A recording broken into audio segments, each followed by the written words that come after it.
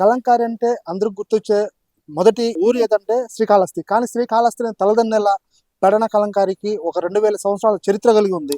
ఇప్పటికీ ఇక్కడ block printed కానివ్వండి, హ్యాండ్‌తో పెన్ ప్రింటెడ్ కానివ్వండి, ఇక్కడ బాగా పాపులర్ అయింది. ఇక్కడ నుంచి దేశ విదేశాల్లో కూడా ట్రాన్స్‌పోర్ట్ అయ్యేది. ఇక్కడ కలంకారీ చేతితోనే వీళ్ళు ముద్రలేసేసి ఈ కలంకారీ వ్యవస్థ ఎలా ఉంది, ఇప్పుడు ఈ కలంకారీ ఎలా ప్రింటెడ్ చేస్తున్నారు, ఇక్కడ ఏం జరుగుతుందనేది కూడా మనం తెలుసుకునే ప్రయత్నం అయితే చేద్దాం. ఈ పెడన కలంకారీ అనేది ఇప్పుడు ట్రెండ్ టాపిక్ అన్నమాట. ఇక్కడ నుంచి ఎంత వస్తువులు ఎగుమతులు అవుతున్నాయి, దిగుమతులు అవుతున్నాయి, ఇప్పటికే ఇక్కడ ఎంతమంది చేతి వృత్తిదారులు పనిచేస్తున్నారు అనేది కూడా మనం తెలుసుకునే ప్రయత్నం అయితే చేద్దాం. ఇప్పుడు మనకి ఇక్కడ ఫ్యాబ్రిక్ మహారాష్ట్ర నుంచి కానివ్వండి, వేరే రాష్ట్రాల నుంచి వస్తున్నాయి, తమిళనాడు నుంచి వస్తున్నాయి. అలా ఈ ప్రింటెడ్ ఎలా వస్తున్నాయి ఏంటనేది చూద్దాం. సార్, ఇప్పుడు ఇది ఫస్ట్ ఇలాగే వస్తుందా, లేకపోతే ఏమైనా వైట్ కలర్ మీద వస్తుందా ఫ్యాబ్రిక్? అంటే ఇప్పుడు మనకి విదేశాల నుంచి ఆర్డర్లు వచ్చే దాని ప్రకారం విత్ కానీ లెంత్ కానీ ఫ్యాబ్రిక్ దాని ప్రకారం సెట్ చేసుకుని కంపెనీలతో మిల్లు తమిళనాడు కానీ ఇటు ముంబై నుంచి కానీ వాళ్ళ ఫ్యాక్టరీలతో మాట్లాడి వాళ్ళకి మాకు కావాల్సిన లెంత్లోను వీటిలోను ఇట్లా బేల్స్ ద్వారా తెప్పించుకుంటాం ఆర్డర్ ఇచ్చుకుని. ఇక్కడ ఇదేంటంటే బేల్ అనేది ఇట్లా వస్తుంది. ఇక దీన్ని ప్రాసెస్ చేయాలంటే మనకు కావాల్సిన లెంత్లో కటింగ్ చేసుకుని దానికి మిల్లు నుంచి వచ్చే గంజి కానీ అవన్నీ మనకి క్లీన్ అవ్వడానికి ఒక 3-4 డేస్ మనం బాయిలింగ్ చేసుకుంటాం వాటర్లో పెట్టుకుని.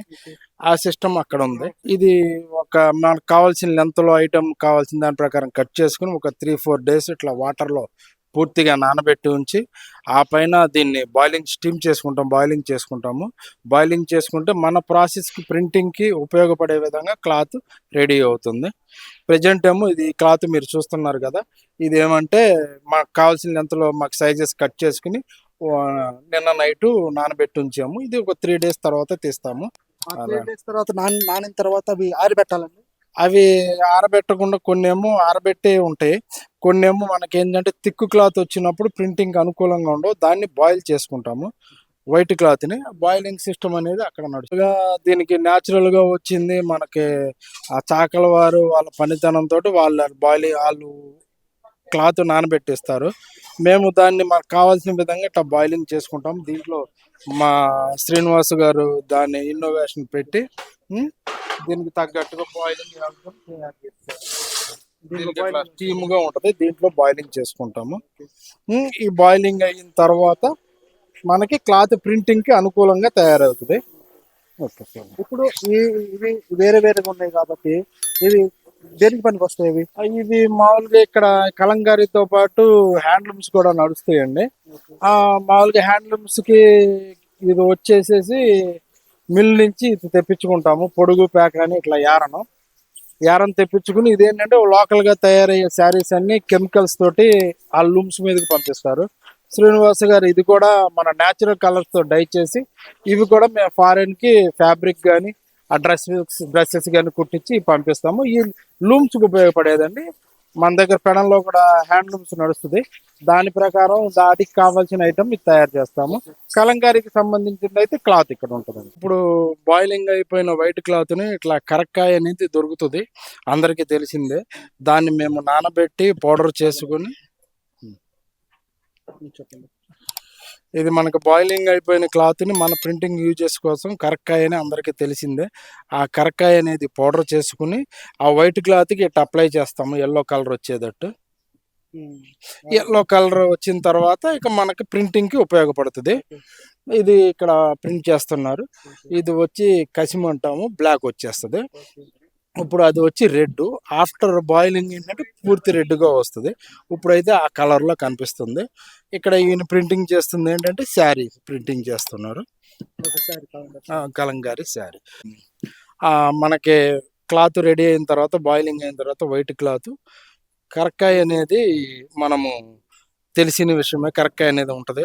దాన్ని పౌడర్ చేసుకుని కాయని ఇట్లా ఆ వైట్ క్లాత్కి దీన్ని అప్లై చేసి ఇట్లా మొత్తం ఒకేలా లెవెల్లో వచ్చేటట్టు దాన్ని అప్లై చేసుకుంటాము. అప్లై చేసుకుని ఆరబెట్టుకున్న తర్వాత మనకి ప్రింటింగ్కి ఉపయోగపడుతుంది. ఇప్పుడు ఈయన ప్రింటింగ్ చేస్తున్నాడు, ఇది వచ్చేసి కసిం, ఇది న్యాచురల్గా తయారయ్యేది. కసిం అంటే బ్లాక్ వస్తుంది, ఇది వేసి ఇదేమో రెడ్ వస్తుంది.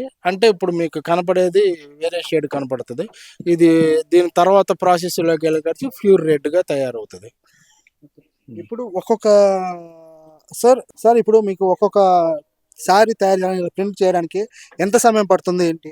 అది డిజైన్ బట్టి పట్టిద్దండి. ఈ డిజైన్ చేయాలంటే ఇప్పుడు ఈ చీర ఎప్పుడు స్టార్ట్ చేశారు? ఇప్పుడు ఎన్ని గంటలు పడుతుంది ఒక చీర? ఒక చీర వచ్చి ఒక రోజు ఒక రోజు పట్టిద్ది. ఒక రోజు పడుతుంది. అది డిజైన్ బట్టి. మీరు ఈ ఒక్క డిజైన్ ఇలాంటి డిజైన్లు వేస్తారా? దేవుడి బొమ్మలు ఉన్న డిజైన్లు కానివ్వండి, ఇప్పుడు అమ్మవారికి కట్టిస్తారు కదా అవి, అలాంటి చీరలు కూడా నేస్తారా? ఓనర్ గారు ఇస్తే అయ్యేస్తాం.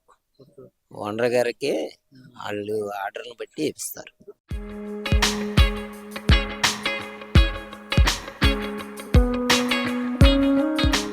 పటికతోటి చేసే కలరు మన దగ్గర.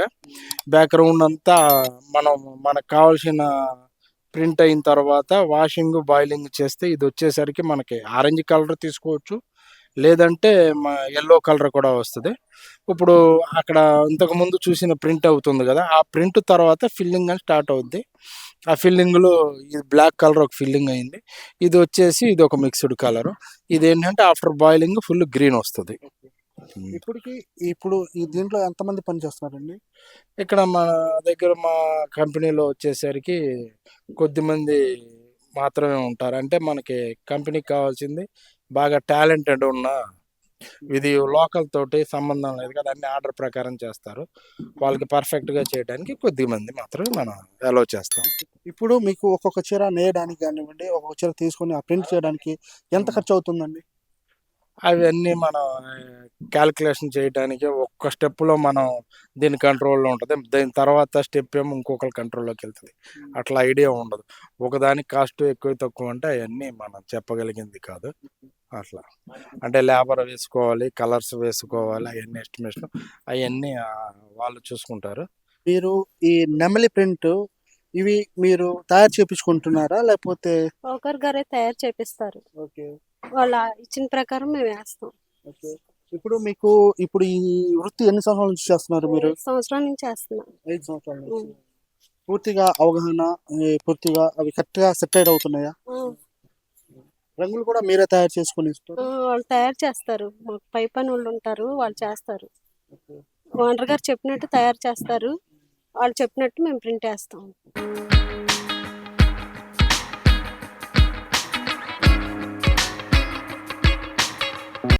అట్లా ఫస్ట్ కలంకారీ అదేలే కరక్కాయ పెట్టిన తర్వాత ప్రింట్ అవుట్ అయిన తర్వాత యాక్చువల్గా ఏంటంటే ఒక స్టేజ్కి వచ్చేసరికి ఈ రకంగా ప్రింట్ పూర్తయిపోయింది. ఇది పూర్తయిపోయిన తర్వాత మనం ఏం చేయాలంటే కెనాల్కి తీసుకుపోవాలి. అది రన్నింగ్ వాటర్ ఉండాలి. లైక్ కృష్ణానది కానీ, మాకు ఇక్కడ ఈ సమ్మర్ వచ్చేసరికి గోదావరి సైడు వాషింగ్కి పోతాము. వాషింగ్కి పోతే దీనిలో ఉన్న డస్ట్ గిస్ట్ ఇట్లా మనం వాడిన న్యాచురల్స్ వాటిలో ఉన్నవన్నీ పోయి మనకు కావాల్సిన ప్రింట్ వరకు మిగులుతుంది. ఇది అయిన తర్వాత దీన్ని బాయిలింగ్ చేస్తాము. ఆఫ్టర్ బాయిలింగ్ మీకు ఎట్లా ఉంటుందంటే, ఆఫ్టర్ బాయిలింగ్ వచ్చేసరికి మన కలర్స్ ఇలా తయారవుతాయి. మీకు కింద చూపించాను రెడ్ అనేది ప్రింటింగ్ చేసేటప్పుడు. ఇక మనకు బాయిలింగ్ అయిన తర్వాత రెడ్ ఈ రకంగా వస్తుంది. ఇదంతా కూడా మళ్ళీ బ్లాక్ వస్తుంది.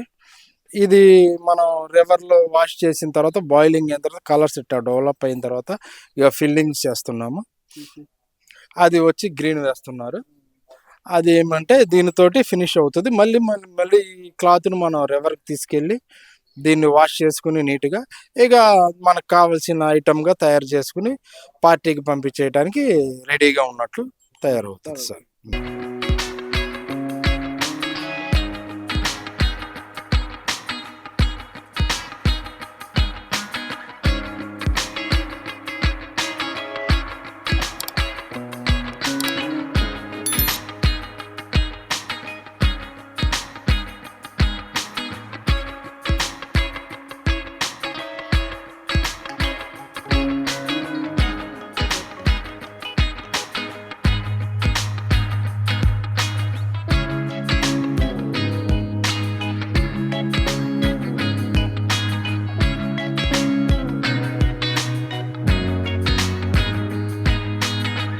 ఇక్కడ మొత్తం కలర్స్ ఎలా తయారు చేస్తారు ఏంటి అనేది కూడా ఉంది కదా.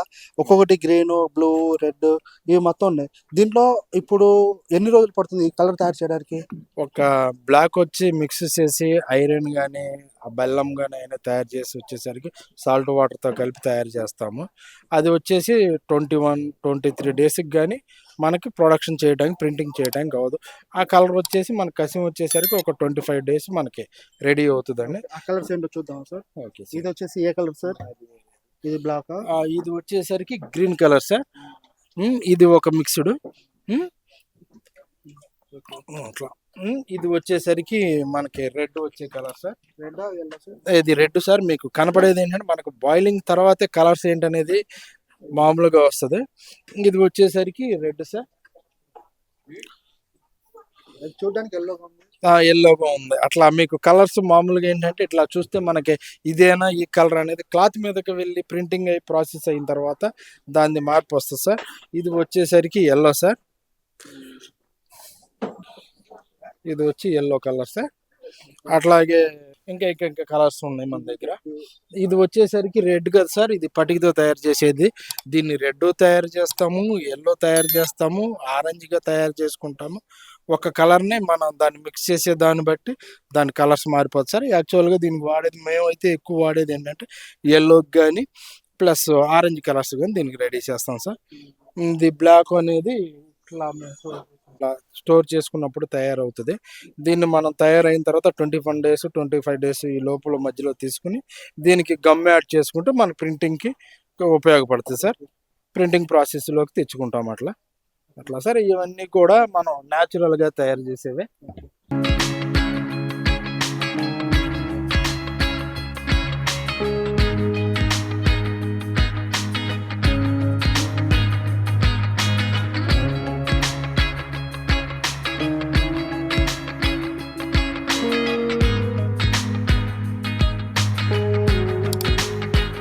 ఇప్పుడు మనం న్యాచురల్ కలర్స్ కి వాడే సీడ్స్ ఉంటాయి కదా, ఆ సీడ్స్ ఉన్నాయి. అవి ఎంతవరకు ఉన్నాయి ఏంటనేది కూడా మనం తెలుసుకునే ప్రయత్నం చేద్దాం. ఇప్పుడు మన న్యాచురల్ కలర్స్ కి వాడే సీడ్స్ అనమాట ఇవి. ఈ సీడ్స్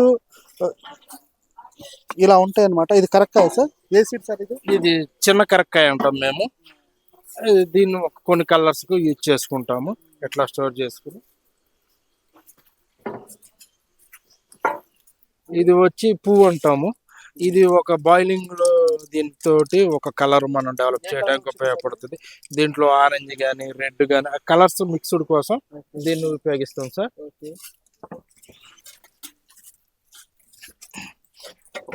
ఇది వచ్చి దానిమ్మ బెరడు.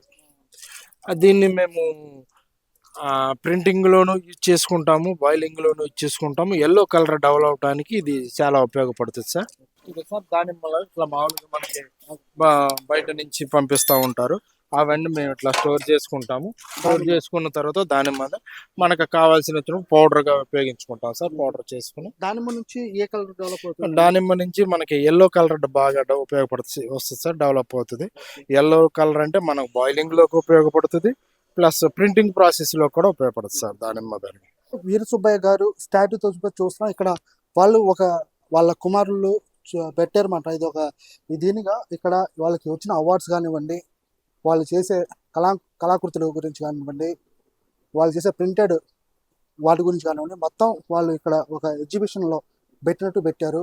వాళ్ళకి రాష్ట్రపతి చేతుల మీదకి వచ్చిన అవార్డ్స్ కానివ్వండి, రాష్ట్ర ప్రభుత్వం ఇచ్చిన అవార్డ్స్ కానివ్వండి చూస్తున్నాము. ఇక్కడ మనం పూర్తిగా అయిపోయిన తర్వాత ఇలాంటి కళాకృతులతో వాళ్ళు తయారు చేసిన ప్రింటెడ్ శారీస్ కానివ్వండి, డ్రెస్సెస్ కానివ్వండి, అలా ప్రతిదీ ఉన్నాయి. పూర్తిగా కంప్లీట్ అయిన తర్వాత ఇలా వస్తాయండి మొత్తం పూర్తిగా. ఇది పూర్తిగా తయారైన చాలా పాతకాలం నాటి డిజైన్స్. ఇట్లా మనకి గల్ఫ్ కంట్రీస్కి పాత టైంలో మనకి ఇంతకు ముందు జనరేషన్లో తయారైనవి ఇవన్నీ కూడా ఈ వీర సుబ్బయ్య గారు, శ్రీనివాస గారు తండ్రి గారి హయాంలో కానీ, పిచ్చికి శ్రీనివాస గారి హయాంలో కానీ రెడీ అయినవి అన్నీ వాళ్ళ ఐడియాస్ తోటి. ఇది వచ్చేసి ఒక 40 years దాకా ప్రింట్ అయ్యి ఉంటుంది సార్. 40 years అయి ఉంటుంది ఇది ప్రింటింగ్ చేసి. ఇప్పుడు వాళ్ళు ప్రింట్ చేసిన కూడా వస్తువులు కూడా ఉన్నాయి ఇక్కడ మనకి. వాళ్ళు మగ్గం కానివ్వండి, వాళ్ళు చేసే ఇప్పుడు కొత్త ట్రెండీగా చేసే ఇవి ఇప్పుడు అయ్యే ట్రెండీగా ఉండే పంజాబ్ డ్రెస్సెస్ కానివ్వండి, అలాగే వాళ్ళు కొన్ని చూడిదార్స్ కానివ్వండి, డ్రెస్సెస్, లేడీ డ్రెస్సెస్ కానీ, జెంట్స్ షర్ట్స్ కానివ్వండి ఇక్కడ స్టార్ట్ చేయడం కూడా మొదలు చేశారు. పాతకాలం నాటి వాళ్ళు చేసే మగ్గము కూడా వీళ్ళు ఇక్కడ పెట్టుకున్నారు ఎగ్జిబిషన్ లాగా. ఇక్కడ ప్రతిదీ కూడా వాళ్ళు చేసే ప్రింటెడ్ ఎలా ప్రింట్ చేసేవాళ్ళు ఏంటి అనేది కూడా ఇక్కడ క్లియర్గా కనిపిస్తుంది మనకి. ఇక్కడ వాళ్ళు చేసే కొన్ని పనులు కూడా ఉన్నాయి. వాళ్ళు పాతకాలపు వాళ్ళు ఎలా నేసారు, నేత ఎలా వేసి వాటికి ప్రింటెడ్ ఎలా తయారు చేశారు కూడా వాళ్ళు అంతకుముందు వచ్చిన వాళ్ళకి కొన్ని అవార్డ్స్తో సహా కూడా వాళ్ళు ఇక్కడ పెట్టుకొని ఉన్నారు. ఇప్పటికీ వాళ్ళు తరాలు మారినా కానీ వాళ్ళు ఈ ప్రింటెడ్ మీదే జీవనం కొనసాగిస్తున్నారు. ఇక్కడ దాదాపు ఒక 100 మంది కూడా ఇక్కడ ఉపాధి పొందుతూ వాళ్ళకి భరోసాను ఇస్తున్నారు ఈ ఫ్యామిలీ కూడా.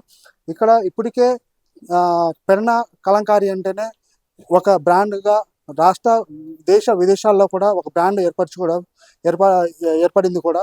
ఆ బ్రాండ్తో పాటు ఇక్కడ నుంచి మొన్న కొన్ని సినిమాల్లో కూడా ఈ పెరణ కలంకారీ డ్రెస్సులను కూడా వాడుతున్నారు. కంగనా రనౌత్ కానీ, బాలీవుడ్ హీరోయిన్ కంగనా రనౌత్ కానివ్వండి, బాలీవుడ్ హీరో అమీర్ ఖాన్ కానివ్వండి, లేకపోతే షారుఖ్ ఖాన్, అలాగే ప్రభాస్ లాంటి వ్యక్తులు కూడా ఇక్కడ నుంచి ప్రింటెడ్ షర్ట్స్ కానివ్వండి, వాళ్ళు వేసుకునే డ్రెస్సెస్, చీరలు ఇక్కడ నుంచే వాళ్ళు ఎక్స్పోర్ట్ చేయించుకొని వాళ్ళు సినిమాల్లో కూడా వాడడం జరుగుతుంది. ఇప్పటికీ మనం చూసాము ఇక్కడ వాళ్ళు ఏంటంటే పూర్తిగా వాళ్ళు చేసేవి కూడా హ్యాండ్తో చేస్తున్నారు. వారికి ఎలాంటి ఎలర్జీ కానివ్వండి, ఎలాంటి ఇవి రాకుండా వాళ్ళు వాడే కలర్స్ కూడా పూర్తిగా స్వచ్ఛమైనదిగా వాళ్ళు వాడేది కూడా కరక్కాయ, దానిమ్మకాయ, నెక్స్ట్ వచ్చేసి పటిక, ఆలము అలాంటి వస్తువులతోనే వాడి వాళ్ళు చేస్తున్నారు. కాబట్టి వాళ్ళకి సహజసిద్ధంగా వాళ్ళు కలర్స్ తయారు చేస్తున్నారు. కాబట్టి వాళ్ళు అత్యంతంగా ఇప్పుడు యూరోప్ దేశాల్లో కూడా ఈ పెరణ కలంకారీకి బాగా డిమాండ్ పెరిగింది. కనుక ఇప్పుడు కూడా మన రాష్ట్రాల్లో కలంకారీ అనే దాని మీద కొంచెం పట్టు సాధిస్తుంది. కాబట్టి ఇటు శ్రీకాళహస్తి కానివ్వండి, ఇటు పెరణ కానివ్వండి, ఈ కలంకారీకే రాష్ట్రానికి వన్నె తెస్తుందని చెప్పేసి కూడా చాలా మంది హర్షం వ్యక్తం చేస్తున్నారు. కొన్ని చూపించే ప్రయత్నం కూడా చేస్తాము. ఇక్కడ మనం ఎల్లోకి కానివ్వండి, దానిమ్మ కానివ్వండి, ఇటు పటిక కానివ్వండి, నెక్స్ట్ వచ్చి కరక్కాయ కానివ్వండి, అలా ప్రతిదీ ఇక్కడ ఏ రంగులు తయారవుతున్నాయి ఏంటి అనేది కూడా మనకి క్లియర్గా కనిపిస్తుంది అనమాట. వాళ్ళు వాడే ప్రింటెడ్ కానివ్వండి, వాళ్ళు ఎలా తయారు చేస్తారు ఏంటనేది కూడా కొన్ని బుక్స్ రూపంలో కూడా వచ్చినాయి. వాళ్ళు ఇందిరాగాంధీ గారు ఇచ్చిన రాష్ట్రపతి అవార్డు, ప్రధానమంత్రి అవార్డు కానివ్వండి, మొత్తం ఇక్కడ క్లియర్గా కనిపించేదే మీకు చూపించాం అనమాట.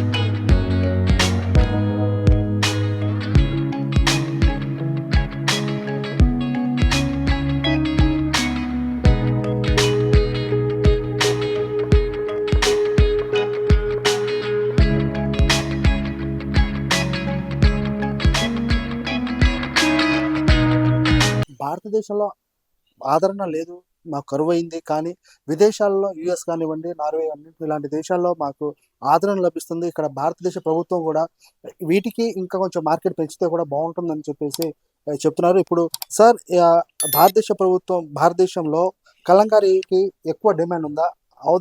అదర్ కంట్రీస్, నార్వే కానివ్వండి, యుఎస్ కానివ్వండి, యూకే కానివ్వండి, ఇలాంటి దేశాలు ఎక్కువ వీటికి డిమాండ్ ఉందంటారా?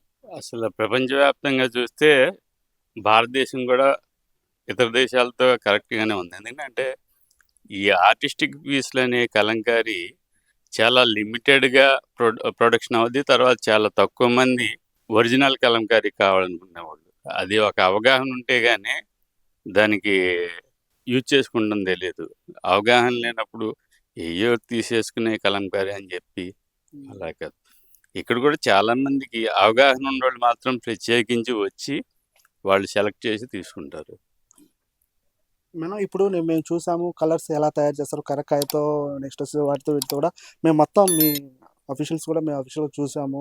ఇప్పుడు మీకు ఇక్కడ నుంచి ఎక్స్పోర్టేషన్స్ చేయడానికి ఎలాంటి మార్గం ఉంటుంది? జనరల్గా బై ఎయిర్ ఉంటుంది. ఎందుకంటే ప్రొడక్షన్ అయ్యేసరికి మ్యానుఫ్యాక్చరింగ్ పీరియడ్ 45 days అలా ఉంటుంది. ఎయిర్లో వెళ్తాయి. దీనికంటూ గవర్నమెంట్ నుంచి మేము ఆశించేది ఏం లేదు. వాళ్ళు మాకు ఇబ్బంది పెట్టకుండా ఉంటే చాలు. మనం నాకు సంబంధించి మేము ఆశించేది ఏం లేదు కలంకారీ పరిశ్రమకి. నా దీంట్లో వాళ్ళ నుంచి మాకు ఇబ్బంది కలగకుండా ఉంటే చాలు. ఇప్పుడు మీరు కొన్ని మెటల్స్ కూడా తయారు చేశారు, ప్రింటెడ్ మెటల్స్. అంతకుముందు మన చెక్కతో తయారు చేసేవి ఉండేవి. ఇప్పుడు ఇవి బాగున్నాయా? నెక్స్ట్ వచ్చేసి మెటల్ బ్లాక్స్ మెటల్ బ్లాక్స్ అక్కడ ఉన్నాయి సార్. ఇది కాపర్ మెటల్ బ్లాక్స్ అనేది 0.50 mm నుంచి ప్రింట్ అవుతాయి.